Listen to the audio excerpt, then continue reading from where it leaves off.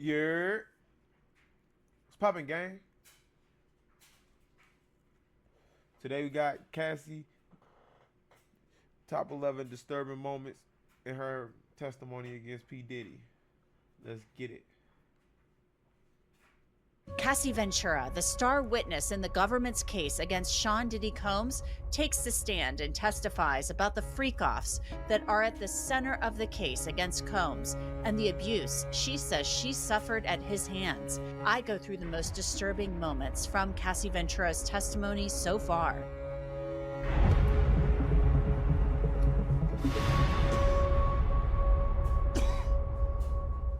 Welcome to Crime Fix. I'm Anjanette Levy. Before we even get into this video, I'm gonna just say this. No, I'm just wanted it to be over. That's what Cassie Ventura told the jury in Sean Combs' trial about the freak-offs. The freak-offs were those sometimes days-long sex parties that Ventura would take part in with male sex workers. Ventura said Sean Combs directed the freak-offs, and she and Combs would find these male sex workers to take part in them using Craigslist. Ventura said Combs dictated everything: the use of baby oil, the sex acts that Ventura engaged in with the escorts, the drugs that were used, including Viagra, and the length of the freak-offs. The freak-offs took place in Combs' homes in several cities, in Ventura's homes, and in hotels across the globe. And in some instances, these freak-offs became violent, and federal prosecutors say they have proof of that. It's this video from a hotel hallway in Los Angeles in March of 2016. It shows Combs chasing Cassie Ventura out of... So he's having a freak off in the hotel.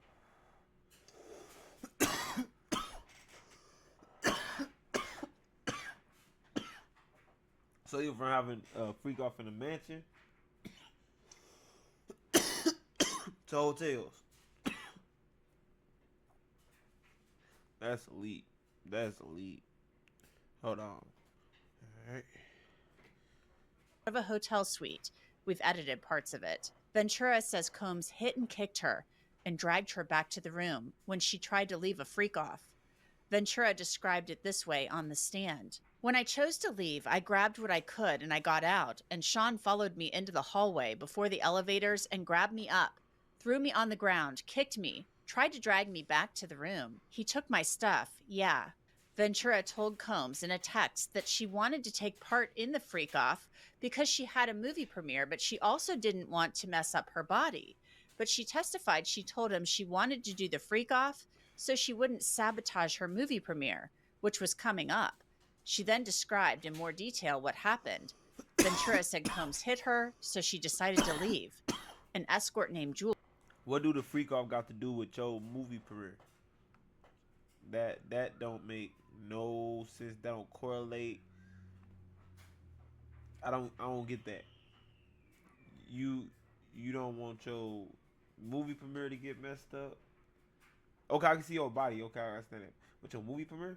Why? What is it? What we talking about again? Jules was still in the hotel suite at the time. Ventura said, after he hit me, and I just saw the result of it, I knew I had to get out. So when he was distracted, I don't know exactly what he was doing. He was either in the shower or on the phone. I just grabbed my stuff and ran out as fast as I could. Assistant U.S. Attorney Emily Johnson then asked, and where were you headed when you ran out of the room? Ventura responded, I was headed home to my apartment. Johnson asked, what happened next? Ventura responded, I made it to the elevators. I got my sneakers on, and then the next thing I knew, I was just thrown to the ground. Ventura continued, yeah, it was really fast, thrown to the ground. Johnson asked, you said you got your sneakers on when you got to the elevator. Where were your sneakers before? Ventura responded, my sneakers, I think, were in my bag. I just ran out without any shoes. Johnson asked, why did you run out without any shoes? Ventura responded, faster. Johnson asked, you said you were thrown down in the elevator lobby. Who threw you down? Ventura responded, Sean. He grabbed me by the back of my neck and my hoodie and just threw me to the ground. This is another law and crime legal alert. If you received Depo-Provera birth control shots and were later diagnosed with a brain lawsuit about the risk, so /with Ventura. She asked Ventura how many times Sean Combs had thrown her to the ground that way. She said too many to count. Throughout the freak-offs, Cassie said there were sessions. In between the sessions, she and Combs would take more drugs. And she said there were times she suffered side effects from the drugs, and she admits she would often take them just to cope. Johnson asked, "How often would you get sick from taking MDMA or ecstasy?" Ventura responded, "Almost every time, like before the actual high hit, I would feel like vomiting. It was usually like a normal thing." Johnson asked, "Would you vomit or would you just feel nauseous?" Ventura responded, "I would actually vomit, yeah." Johnson asked, "Did Sean know about the effects that ecstasy and MDMA had on you?" Ventura responded, "Yeah." Johnson asked, "How?" Ventura responded, "Because he would see me in the bathroom or I would tell him, so he would just know." Johnson asked, "What, if anything, would Sean say when you got sick from MDMA or ecstasy?" Ventura responded, "He didn't say much, but if we were in the freak off, he would be encouraging me to get up and continue on with it in that condition." Those were not the only drugs Ventura said Combs would ask her or escorts to take. Johnson asked, "Were there any occasions?" So I was talking to my homie, right? I was talking to my homie. We was talking about this. Where is where is the sex trafficking exactly? Because everybody is willingly coming. If that's the case, Jeffrey Dahmer should have had sex trafficking. If that's the case, like, come on, like they're willingly going. He's paying them. They're going. She's saying in messages that she want to do the freak off. Like nobody's being held against their will here, right?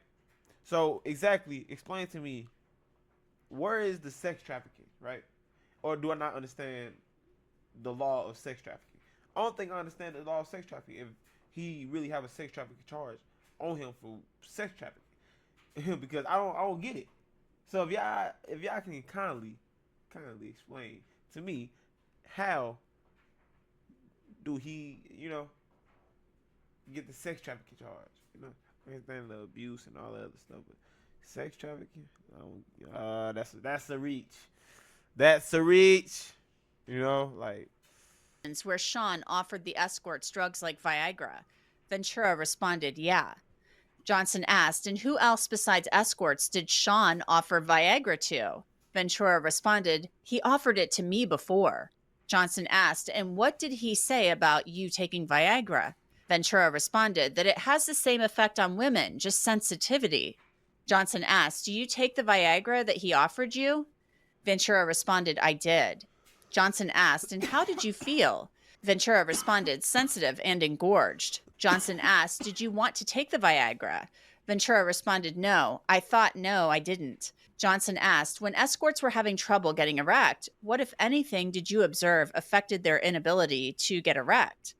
Ventura said, "Like I said before, just the distraction of seeing Sean move around, maybe just hearing his voice."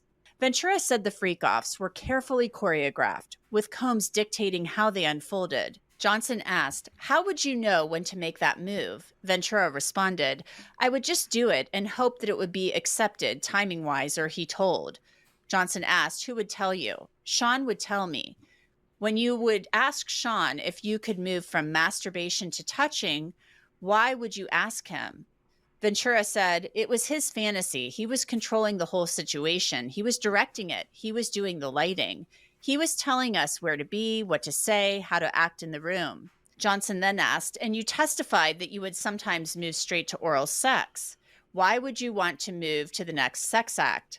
Ventura responded, "I would just try to speed the process along. It was personally, if I get it done, then it's over, and then we move on to the next thing. I just wanted it to be over." While on the stand, Cassie detailed the planning process that goes into a freak-off. Sean Combs entrusted her to reach out to the male sex workers. Johnson asked, "When you were reaching out to an escort, what, if anything, would you say to the escort about what you were hiring that escort to do?"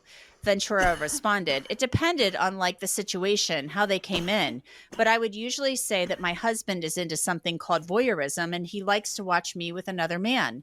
It was like a basic conversation that I had with most of the escorts. From there, I would get a feel if they were willing to do it or not. Later, Cassie started to piece together why she was instructed to ask certain questions in the screening process. Johnson asked, you just said that sometimes Sean asked you to ask if a person was a cop, right? Ventura responded, yeah. Johnson asked, and you said later, I learned about why. Ventura responded, yeah. Johnson asked, what did you learn? Answer from Ventura, I learned that this whole situation was not legal. One of the defense attorneys objected. The judge sustained the objection. The jury should disregard the witness's last answer. Now, there were times when Cassie Ventura said she would actually use a fake name when reaching out to these people. It was Jackie Starr, and Combs would use pseudonyms. They were Frank Black and Frank White. Johnson asked Ventura, in the beginning, was Sean open at the freak-offs about his true identity? Ventura responded, he was not. Johnson asked, how, if at all, did he disguise his identity? Ventura responded, well, he started with the masquerade masks. Sometimes he would wear a hat or something covering his face. Johnson asked, were you open about your true identity? Ventura responded, I was not either. Johnson asked, and what, if anything, did you do to hide your identity? Ventura responded, the same thing as far as the mask. I would wear wigs. Johnson.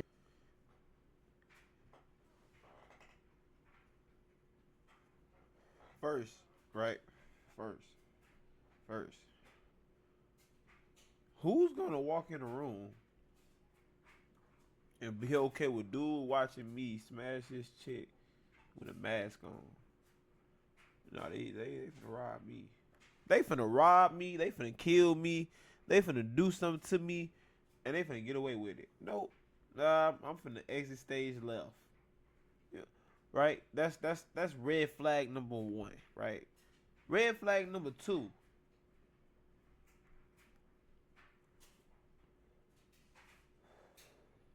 Is Diddy. How he disguised his voice. Right? And the last red flag. You can put on whatever wig you want to put on. We gonna still know you. We gonna know you. Actors do it in movies all the time. It might take a minute. I'm like, damn, bro, is you Cassie?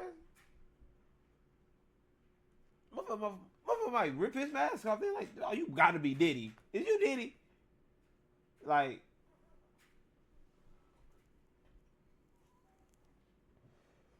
that don't make sense.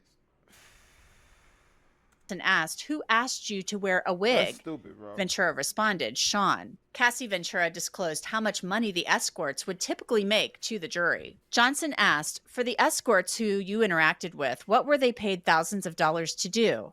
Ventura said, to ejaculate, to finish. Johnson asked, is that after they finished having sex with you? Ventura responded, after having sex, after a long session. Johnson asked, and for all the dancers you interacted with at freak-offs, were those individuals paid as well? Ventura responded, yes. Johnson asked, how much were those dancers paid when they came to freak-offs?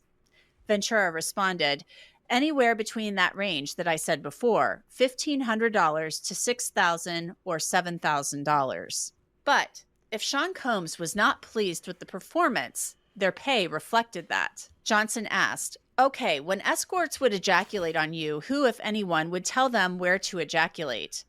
Ventura responded, Sean was usually right there directing it where it could be.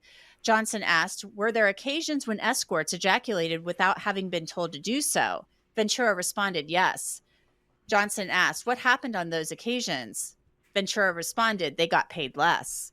Johnson asked, what, if anything, would Sean say about when escorts ejaculated without having been told to do so? Ventura responded, he was pretty open with the fact that he wasn't pleased by their performance, so yeah, he would take less money. Johnson asked, and when you would go into the other room and you said Sean asked you to put semen on him?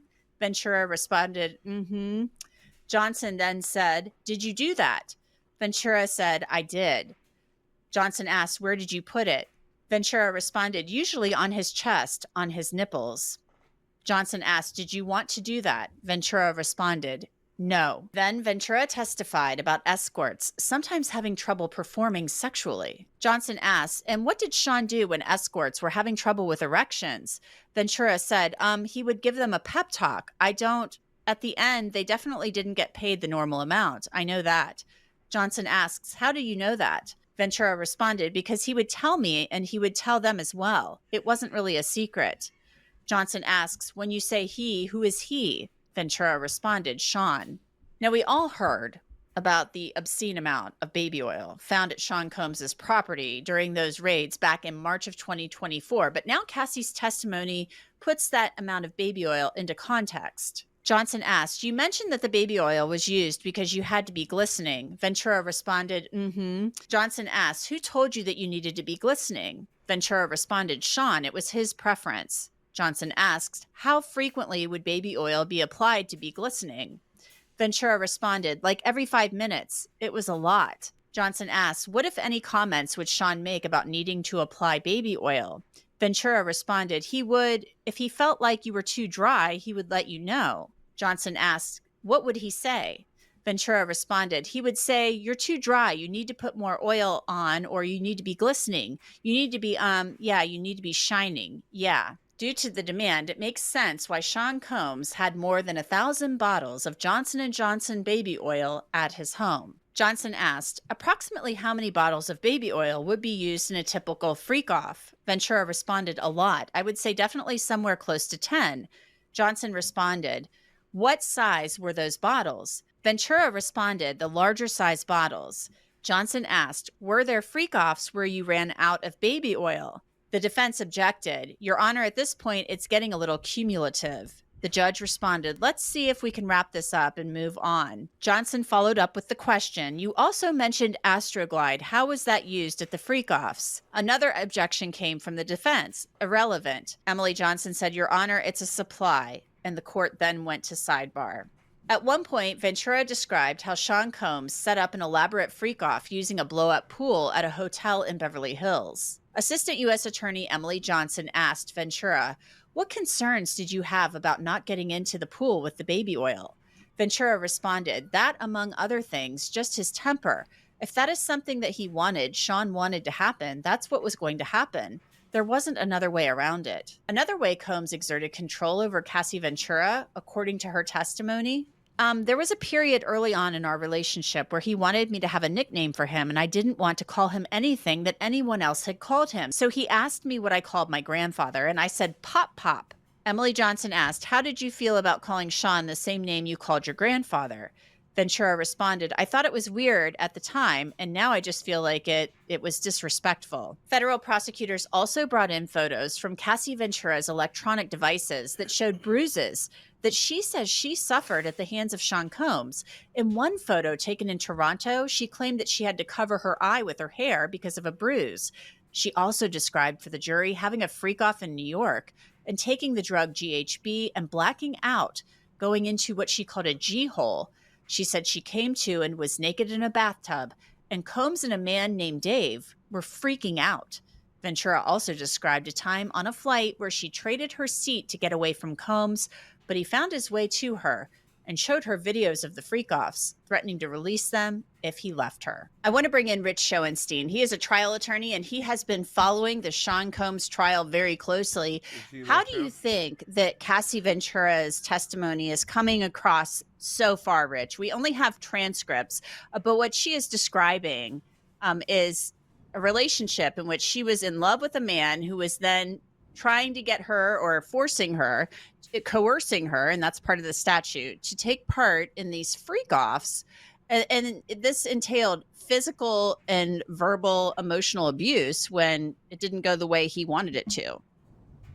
Right. So, we only have the reports from the scene, which have been very helpful in kind of following this trial. Multiple people who were in that courtroom reporting as it goes. And it sounds like she's doing a pretty good job testifying. The reports are that she. He didn't have a mask on in that video.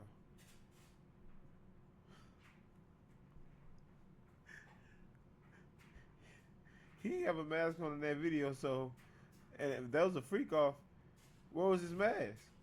See, it's not adding up. So whoever's in the room knew it was Diddy. See?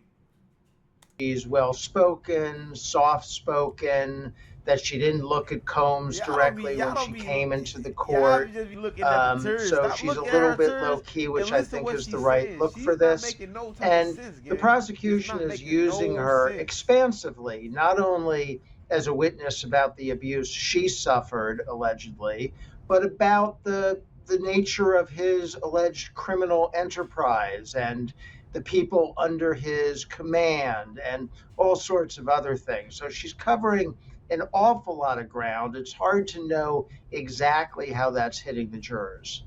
Mhm.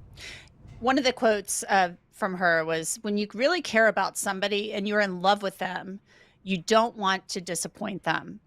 And she was talking about, participating in these freak offs. And so she's wiping away tears as she says this, according to the reports coming out of the courtroom and according to the transcripts.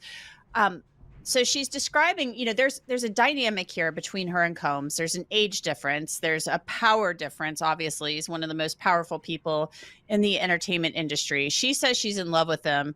She gets roped into these freak offs. We saw the video. The video plays for the hotel video with the beating plays for the jury. That's got to be pretty powerful Okay, they stuff get him for the beating. for a Get him jury for to see that beating video and and the then other weird shit he listening do, to like Cassie talk about this. technically rape. Yeah, the But video is really shock sex and awe, trafficking is and I tough. understand the That's prosecution wanting to tough. get that video out there at the outset of this trial. He gonna beat That the sex shows that's genuine sex physical abuse. There's really no way Right. around that. The rest of the story is more complicated. They're in a Right. long-term relationship. She says she loves him. It sounds like maybe he loves her. There's some behavior that seems like it might be consensual, but Anjanette, it is 2025, so we understand now that things like power are important in a relationship, and that there can be abuse in a relationship even if there is I love, mean, he a even if weirdo, there but is some consent. sex You trafficking can is still tough. find that there is abuse. This is at its core a basic domestic abuse case, and that's what the jury has to parse here. Right. Is this domestic violence? Yeah. Even though maybe some of this was consensual at times, obviously there's domestic violence here, but is it sex trafficking? And that's the federal crime that he is charged with. She says, I just felt pretty horrible about myself. I felt disgusting. I felt humiliated. She said his eyes would go black. The version of him I was in love with was no longer there. Oh my God. But when does it cross the line into coercion and sex trafficking? Right. And I guess they're going to talk about going across state lines, taking her across state lines. They would both find these sex workers together on Craigslist and things like that. So when does it turn into sex trafficking? Well, I think it turns into sex trafficking when you're bringing in prostitutes across state lines and paying them for their services. That is sex trafficking. Or if you're bringing her to another place for her to have sexual acts with other people, that in theory is sex trafficking. But that's a really good point. There's clearly domestic abuse here, but it has to go up another level to be sex trafficking. Bro, it's just like they be trying to say on, just like they be trying to say with the murders. Oh, if you didn't want to do it, if you didn't want to participate in the act, right? Since it's sex trafficking, if you didn't want to participate in the act, right? I make sure I'm right up on the mic when I say this. I want to make sure y'all heard everything I say when I say this, right? When you left him to go find a prostitute, right? Right? When you left him to go find a prostitute, he was no longer with you. That was your chance to leave and go tell the police then. Right or wrong? Come on, man. It's not sex trafficking. It was all willingly. She willingly wanted to do it, and she found willing participants that wanted to get paid. Simple. Dude freak as a motherfucker, but that's not sex trafficking. Oh my God, yeah, trafficking. forcing it. And then it's got to go up another level to be racketeering. That's where the government's case becomes more complicated and more difficult. There's Not an another quote. organization. It's If I just just him looked a certain way that he didn't and her. like, maybe I was a brat or something, like he would just let me know I needed to fix my face or watch my mouth. Those Oh were the my things that were God. said in the relationship quite often. Fix your face, watch your mouth, or you have a slick mouth. I mean, these are all hallmarks of domestic violence. And maybe that is part of what the government is going to argue, that yes, there was domestic violence quite clearly, but this is part of the coercive portion of the sex trafficking. Right. It's not domestic violence. He had a bad night and he beat her in a hotel. Right? Nobody should be judged perhaps by their worst night. But this is a pattern of activity. This is fundamentally control of another human being Okay, and show me control another over video. all aspects of her life, her career, her dress, her makeup, who she could talk to and when, what she could do, where she would go, who she had sex with, what kind of sex she had. This is what they're trying to show here is just pervasive control over her life by Sean Combs, and frankly, pervasive control by him over all aspects of his business and personal life. Look, bro. She talked about let's go back to the video from the hallway of the hotel. She said, when I chose to leave, I grabbed what I could and I got out, and Sean followed me into the hallway before the elevators and grabbed me up, threw me on the ground, kicked me, tried to drag me back to the room. He took my stuff. They're basically saying, I mean, in that video, when you watch the whole thing, and we've censored part of it, he's treating her like his property, dragging her back to the room. I mean, it's a pretty shocking thing. Does the video alone show, prove part of the sex trafficking charge, or does it show domestic violence? That's going to be what the jury, that's the question the jury is going to have to answer. He beat women. Yeah, to me, the video alone shows domestic violence. The video alone does not show trafficking. It does not show racketeering. The video alone is him beating his longtime girlfriend. Or girlfriend, whatever. Which is horrible, which I assume the jury will react to. But it doesn't prove every element of every count of these claims. It would be interesting to, look at that jury. You and I are not in there looking at this jury, but this has to be powerful to hear from Cassie Ventura. And what do you think of the government calling her so early on, Rich? I mean, day 2 and day 3 of the trial, they're calling who is basically their star witness in this case. Bro, what's old girl? Bro, drop in the comments before this video ends. Drop in the comments, bro. What's old girl name that tried to testify against Johnny Depp, bro? What's her name? Tiffany. I can't remember her name, bro. Drop it in the comments, her name. But she got up there and sounded like her. They thought they snapped. They're like, this gonna sound good. Make sure you cry real hard when you talking about it, and then really just say you really didn't want to do it. Just keep elaborating you didn't want to do it, but the message is saying you want to do it. Come on, man, make that make sense. Did you think that was unusual that they called her so early on? Name is. No, I didn't think it was unusual. I thought it was a trafficking. perfectly reasonable strategy move. You know these cases. You want to open strong. You want to come out of the gate if you're in the prosecution with some really strong evidence. And you also want to close strong. We always talk about primacy and recency. We beat that to death in these conversations. But that's what you want to do. There's truth to it. So they wanted to come out strong. And not only is she the best evidence of abuse, but she also, again, she covers such a broad array of topics that are at issue in this case because she was with him for 10 years. She knows about the way he treated her, but she also knows about his life and his business and the alleged criminal enterprise. So you have a witness like that. And by the way, she's 8 months pregnant, so we got to get her on the stand soon, right? And also, if I'm the government, I sort of want to get these victims I want to get their Yeah, I saw she testimony in bringing a little before script, but any odd changes. So I would be in a little bit of a rush to do that. And she's pregnant, and she covers a lot of ground, and it's a good start to the case. Makes total sense to me. Well, we will keep a close eye on it. It's powerful testimony for sure. Rich Schoenstein, thank you. no, it's not no powerful testimony. It wasn't a good. It wasn't a good. She didn't do good. It wasn't good. It's bad. That was a really bad start for the prosecution. Like like I said, he's a weirdo. Yeah, he's a weirdo. Yeah, possibly rape people.